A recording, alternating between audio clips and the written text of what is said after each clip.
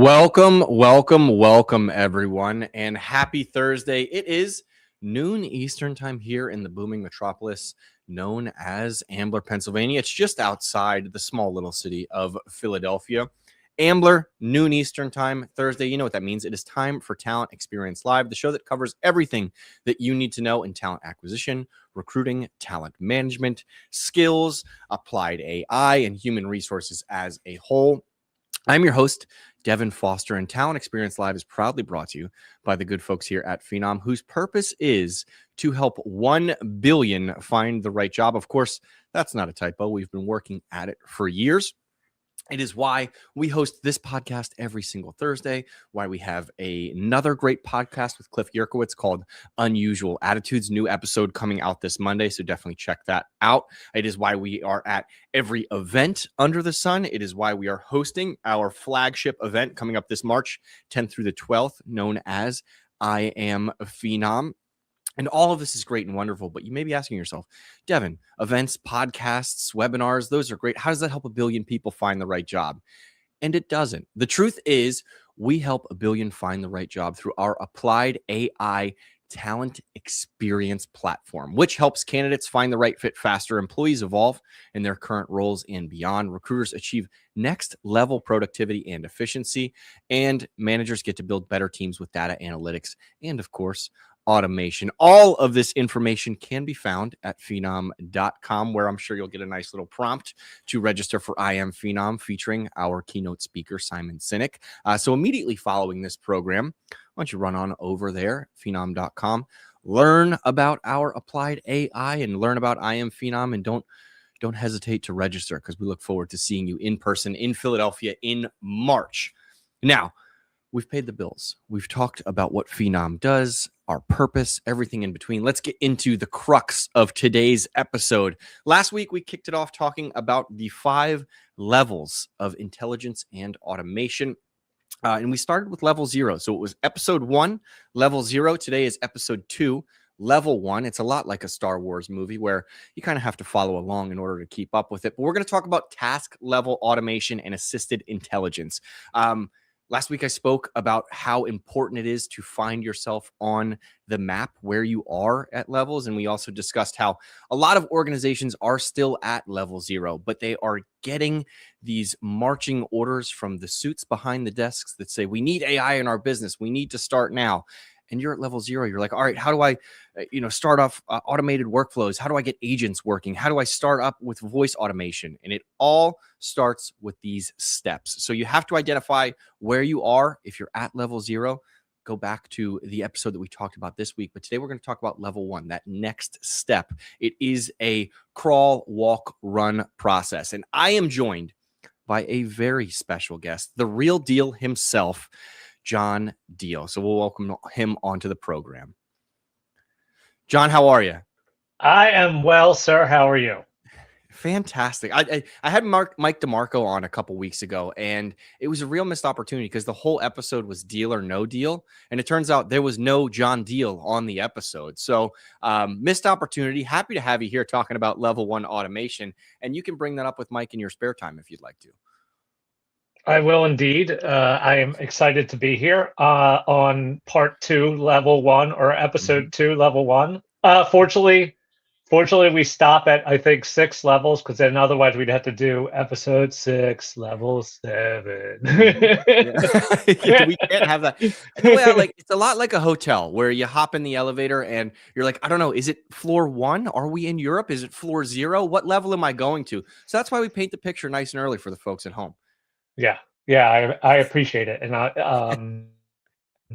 that we're diving into this because I think it helps level, no pun intended, but level set a lot of things with organizations when they understand kind of where they are and what it means to move from one level to the next. Yeah, absolutely. So, and I'm going to continue on that pun train right now. Well, let's ground us a little bit here with the first question, John. When you talk to HR or TA leaders today, how do they usually talk about their AI usage? I'm sure most of them are saying we're using AI today, right? But what does that actually mean? How do you dive deeper and really pull back the curtains on that? Yeah, it AI does cover a lot of things, Devin, and I think that that general response also covers a lot of maybe misunderstanding about where AI is being used and where AI is not being used. So the reality is that hopefully most organizations at this point are using AI in some capacity, but they maybe be using it in a very limited way.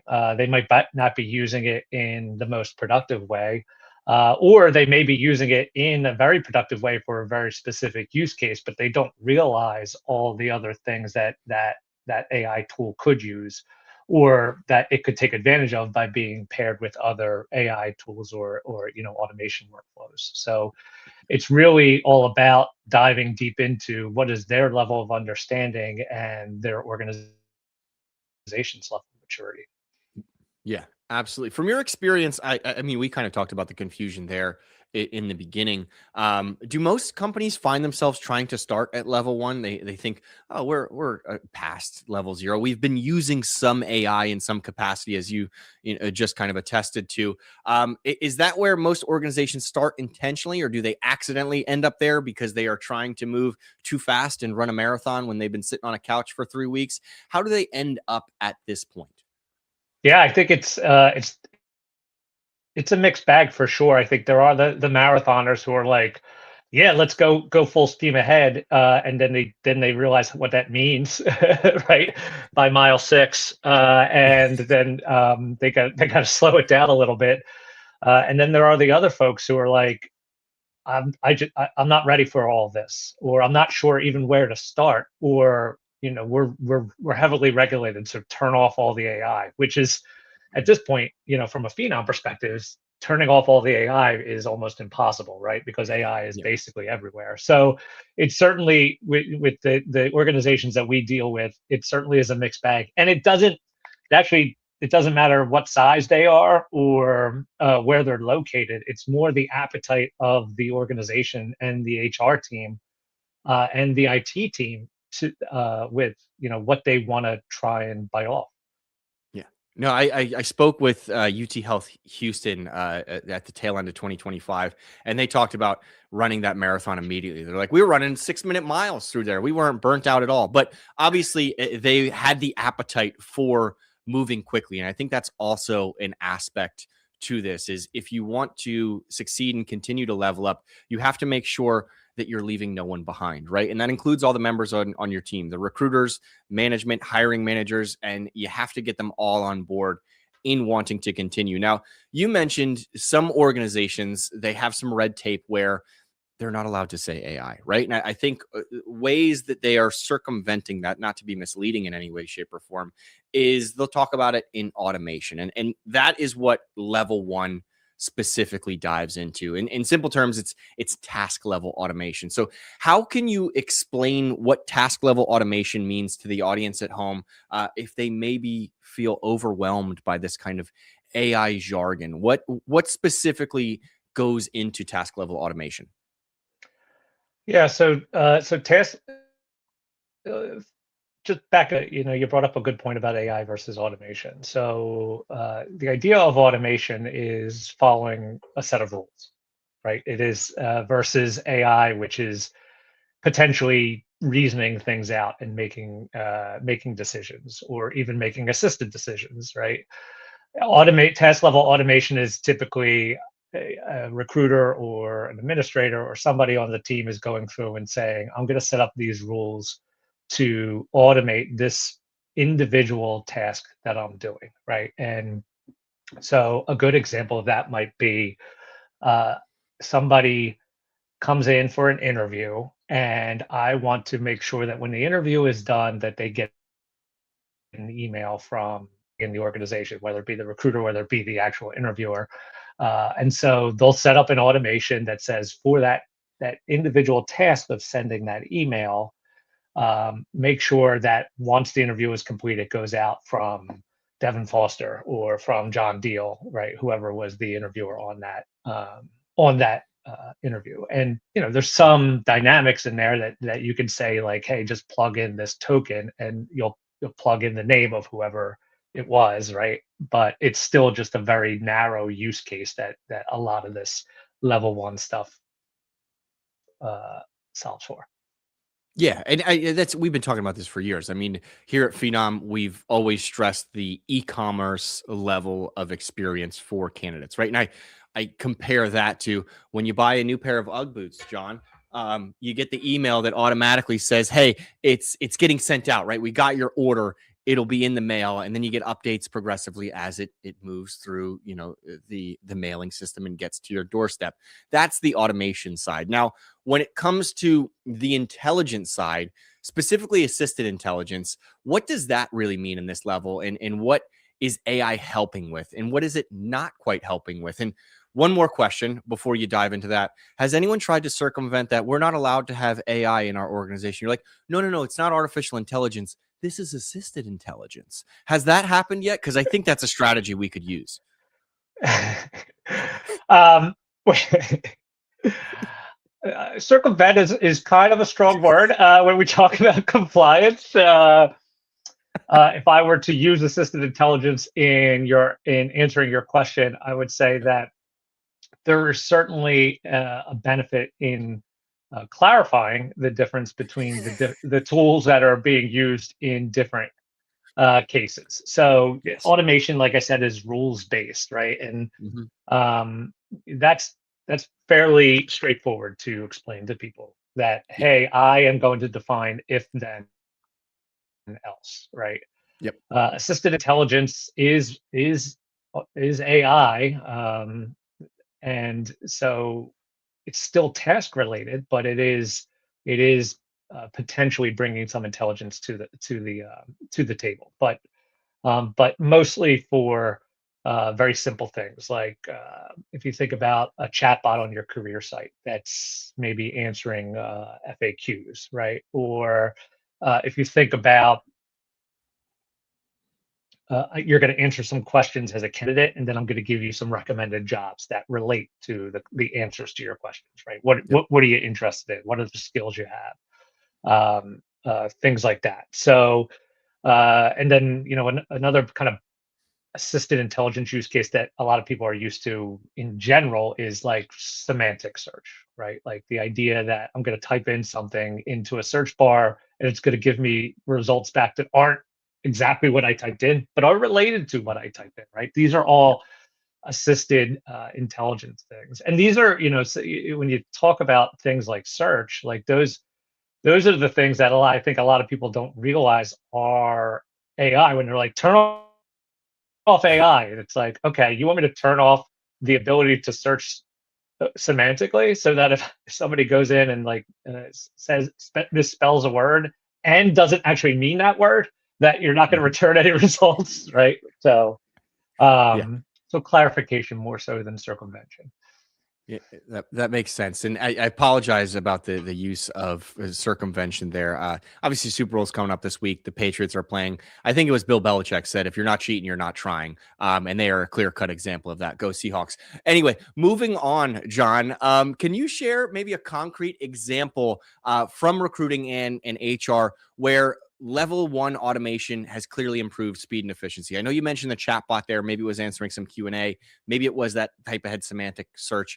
In your conversations, are there any examples that you can share? You can redact the names if you need to, of improved speed and efficiency.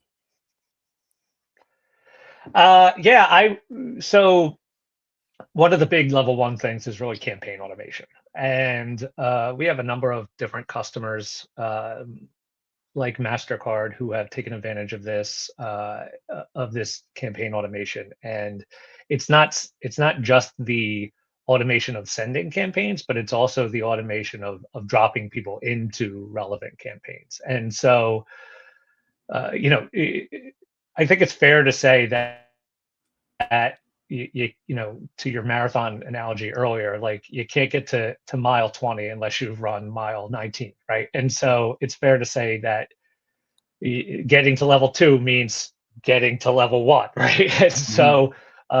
so I don't want to downplay the advantages of the things that exist at level one.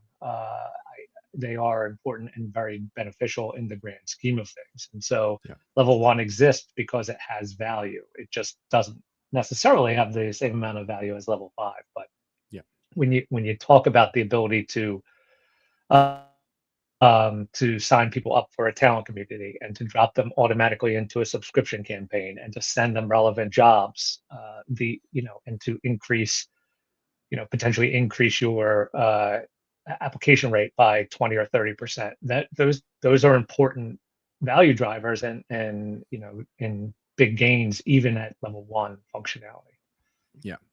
Is that why you think that level one gains it feels so transformational for organization, even if maybe the outcomes aren't changing specifically? You mentioned the campaigns there. You mentioned getting people set up in the talent community and automating, some of those messages to them.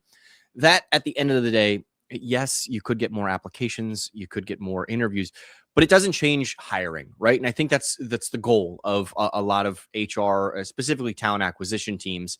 Um, is that why they get so excited of like, hey, we sent out this campaign, we got a 40% open rate or whatever it may be? Isn't that great? Is that why they get so excited, even though it hasn't quite has had its trickle down effect into the rest of the organization and true success yet?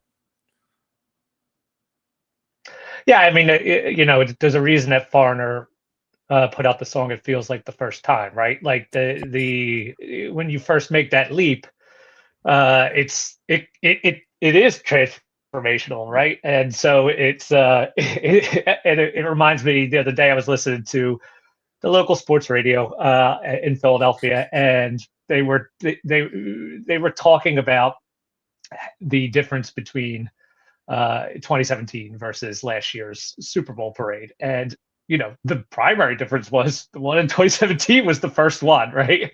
And so when you're dealing with this pain for so long, and these tedious things suddenly go away, it can be transformational. And then kind of once you get used to it, then it doesn't feel as transformational, even though the level of technology at level four and level five is light years ahead of the stuff that's been right. And we've been doing level one stuff for forever, Yeah. right? And then now the level four and level five stuff is relatively newer. And from a tech side, it's like, oh my God, agents and things like that. But from Yeah. a practitioner side, it's like, I remember my first automated campaign. It was fabulous. Right. So Yeah. uh yeah, so yeah, That it makes it's that complete sense. that first time always makes an impact. Yeah. Yes, yeah, yeah. It certainly does. I'll compare it to. I went to the Philadelphia Auto Show last year, which is located at the Pennsylvania Convention Center. I know another event coming up there, John. I am Phenom, March 10th through the 12th. But I was there, and I have a newer car, not too new. It's like 2017, 2018. It doesn't have vintage plates on it yet. But I hopped into just a run of the mill like Ford Explorer, and I was blown away. I was like, "There's a place to put my phone here." Like they designed something like that is level one that people have been dealing with for years. But when you hop into something new, it feels different. It feels like a gain, even though it's kind of just the standard of where everyone is operating yet. And you mentioned level four and level five. I didn't get to hop into, the Ferraris or anything there, but I imagine that's what it would feel like, right? Where you're moving faster, which brings me to my next question, where when teams are talking about their level of AI automation and intelligence, do you often see them confusing faster with better, specifically at stage one, because it is the first time they haven't dealt with this before? Is there some what's the word, confusion between those two terms when describing success? I do think that I, maybe not confusion, but just a little bit of rose-colored glasses, right? Because Mhm. they're getting that immediate speed and automation benefit that they haven't had before. That it does feel like things are better, right? Um, but the anything that you're automating has a quality component to it, right? The interaction, the experience, the content, all of that still has some level of quality that's that needs to be engaging and that needs to feel good to candidates. Yeah. Okay. All right. So We. Oh, so I'll cut you off. I think I do. It's a good point, man. I think, yeah, for sure, that they get so excited about faster that better takes a backseat. Yeah, no, it's what's kind of harder, better, faster, stronger. You need all of it, right, in order to make a hit record Right. in today's day and age. John, you talked about it a little bit there, about organizations being fearful of AI, right? You mentioned some of the specific use cases of saying turn off all the AI. Obviously, then they're turning off all of Phenom and probably all of their website as a whole. I want to ask you, how does fear and risk quietly shape these AI maturity decisions, even when leaders may not say it out loud, like turn off all the AI? Is there a fear factor that comes into play that says, yeah, we want to be on level 4, but we're kind of scared of it. We don't want to end up in a sticky situation with, potential legal repercussions or missing out on the right candidates or sending out the wrong email, all sorts of those things. How do those come into a factor at not level 1, but overall, so that organizations can ensure that they're slowly progressing forward at a pace that doesn't immediately scare them? Yeah, I mean, fear is front and center, and just like nervousness, right, about the process and what it's going to mean, and if there's potential risk to the organization. And AI seems to have amplified that a little bit because there's a little bit of this idea of a black box, like what's going on behind the curtain. And the maturity framework, part of the reason for the maturity framework is to address that head on, Devin, as you kind of said, which is, okay, we understand that your company may be risk averse, or you may have a lot of red tape, as you kind of mentioned earlier, or Mhm.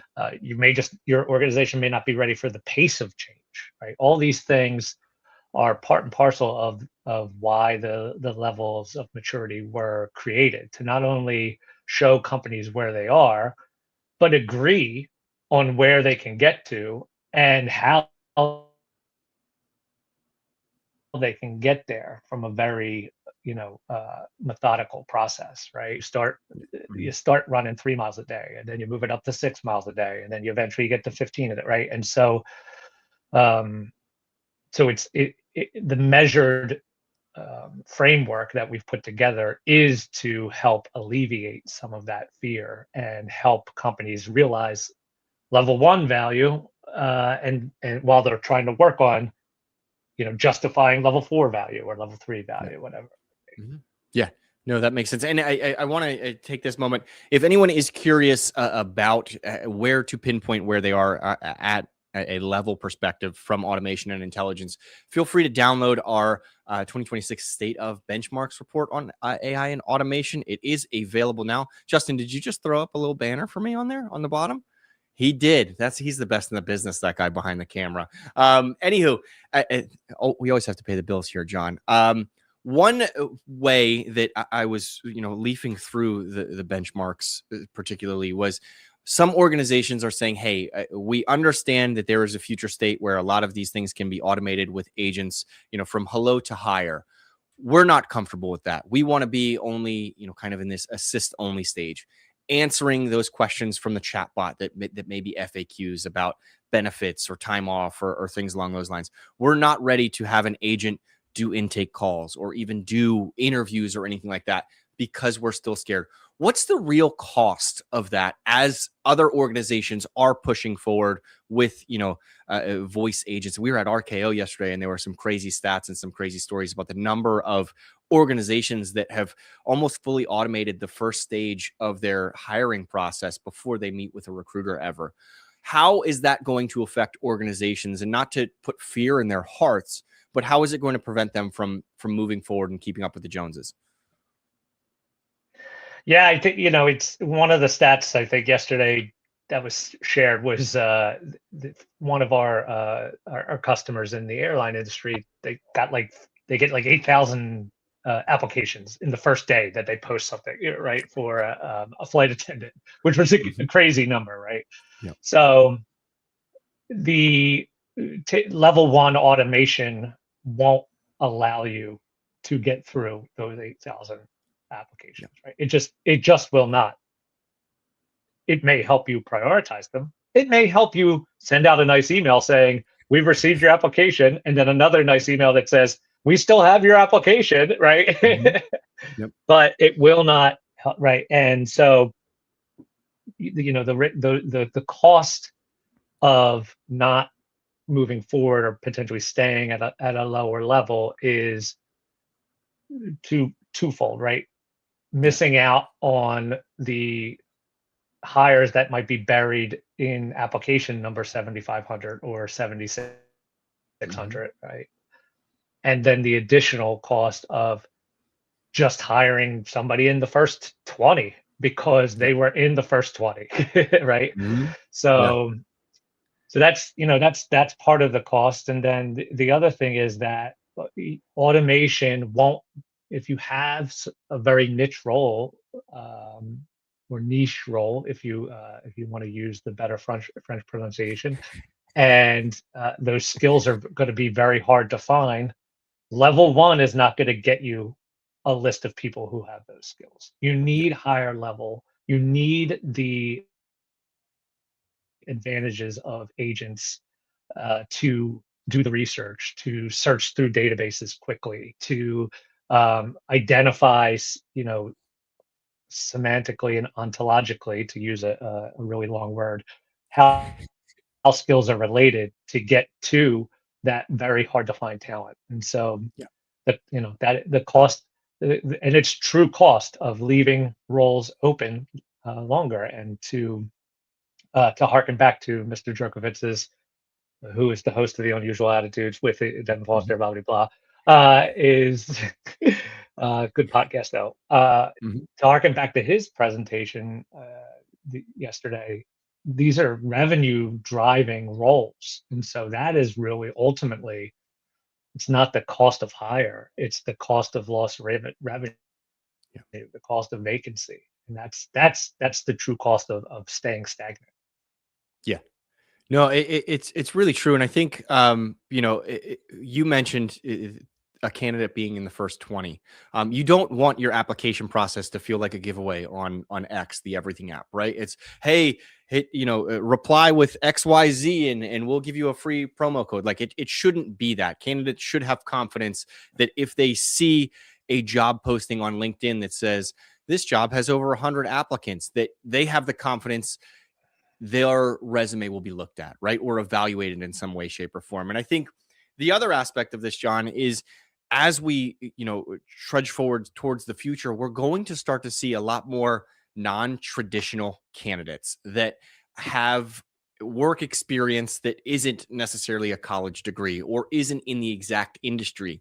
And you mentioned the airline industry as well. Obviously, the gold standard is to have someone who's previously worked there, but you could have some of your best hires, some of your senior leadership in the C suite that come from a different background, that don't know airplanes inside and out, but would be a great fit. And you're doing yourself a disservice if you're not reading between the lines and you're taking someone's entire career and smushing it down into a 1 or 2 page resume. You could be missing out on the top candidates, right? And AI in the future levels is going to give you the opportunity to really showcase who these candidates are, get a better understanding, and let them talk through their experience without bogging down your recruiters with 8,000 interviews or questions or things along those lines.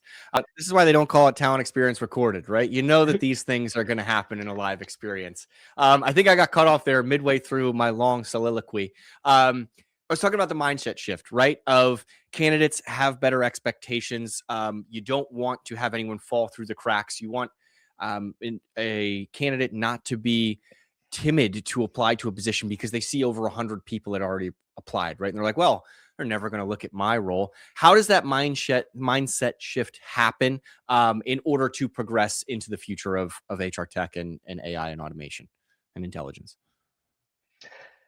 Yeah, I think, you made a valid point, and if people watch a lot of Talent Experience Live that you and I are on, of course, we do have a hidden agenda to try and promote the idea of not going to college so that we can use that money that we're saving for our children in more meaningful ways. Mm-hmm. Not that college is not meaningful. I don't want to say that,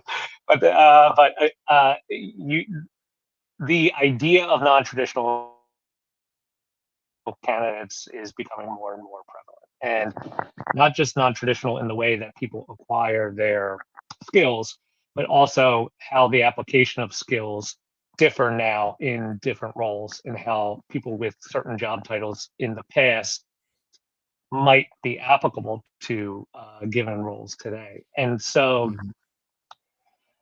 while it's while level one is valuable, as we kind of talked about, again, this is an example where it will be very, very difficult, nearly impossible for a human being to comb through all of the ways that skills are related to each other.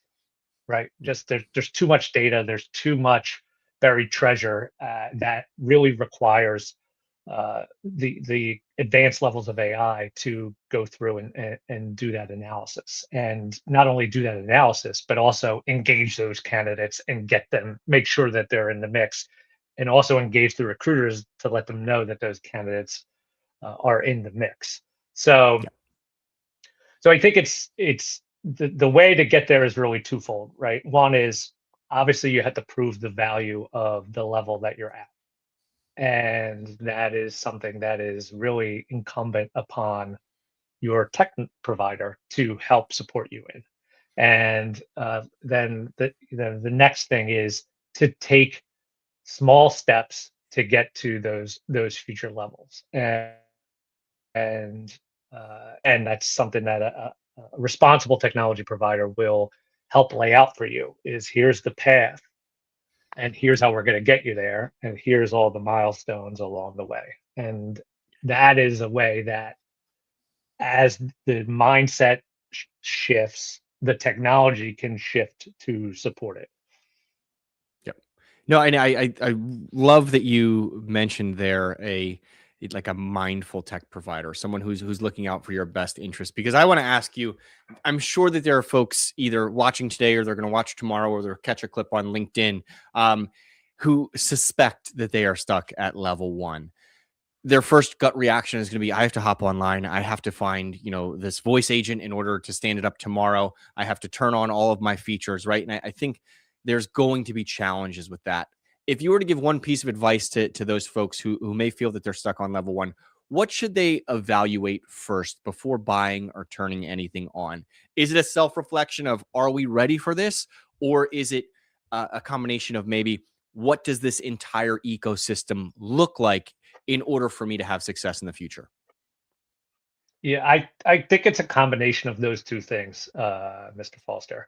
I believe it's definitely introspection on where are we today? What are we really ready for? What is our level of maturity with this technology? And then I think it's a mutual understanding, not just within one team in HR or even just within HR, but a mutual understanding amongst the leaders in an organization of what is our desired end state, and what are all the pieces that contribute to that end state. And am I going to get myself into trouble by going out and trying to solve this little slice of problem down the road? And so that Mhm. it really is that, where am I today, where can I be tomorrow, and then who can help me get there. Yep. Yep. It's that marathon analogy, right? It's how far can I run today? How much further can I run tomorrow? When will I be at that 26.2 in the future? Looking ahead, John, what changes as an organization moves forward from level one into level two, into some of that process level automation, that process level intelligence? What signs should they look for? We're going to get into level two next week, with a colleague of ours, Spencer Confidential. We are going to dive into that, but kind of giving the folks at home a little bit of a sneak peek or a tease. that they feel that they're at level 1 right now. They're using some of the tools you mentioned. What should they look for in order to make that next step? Yeah, process automation or workflow automation, however you like to refer to it, is a big step. Level 1 to level 2 is a big step, and again, I think it's an exciting step because you're now tackling the challenge of stringing together a bunch of tasks and stringing them together in a way that you're putting more trust in the solutions, right? And letting the AI and the automation expand what they control. But the reality is that is hiring is a process, right? It's a number of different steps. Developing employees is a process. It's a number of different. And so the more that you can understand where you can apply automation and AI to multiple steps and even to an end-to-end workflow, the better off I think you'll be in kind of achieving that next level of success. So it's exciting that I guess I drew the short straw by doing level 1. Spencer gets to talk about the level 2. No, but level 1 is cool. Everybody's got to start at level 1, as we kind of said. Mhm. But Yep. process automation is a huge advantage for organizations, and Yeah. comes with its own complexities that will make for a very exciting episode next Thursday. Yeah. Can't wait to have Spencer on. And sorry about the draw on the short straw, John. You've been on here a lot. It's only right the new guy gets the exciting stuff. Anyway, because it will be Spencer's first episode. We're excited to have him. John, I want to thank you so much for chatting about level 1 with me on this episode 2. As always, if anyone is interested in learning more, runtophenom.com. You can download the benchmarks report, which is out now if you'd like to read ahead before next week's class. Or you can always register for I Am Phenom. I know we have a ton of promo codes out there. We look forward to seeing everyone in Philadelphia in March. John, thank you once again. I hope you have a safe, happy, and healthy weekend, and we'll have you on in no time, I'm sure.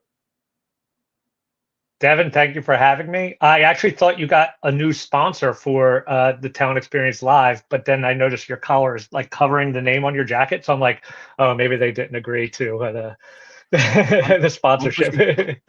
John, I almost pulled a hammy trying to show my UGG boots off when I was talking about the consumer level thing. I'm begging for sponsors on this show. Throwing it out there for sure. La Colombe, I'm right here. Anyway. Thank you for having me, sir. Always a pleasure. Always a good conversation. Absolutely. Have a great weekend. Bye. All right. Take care.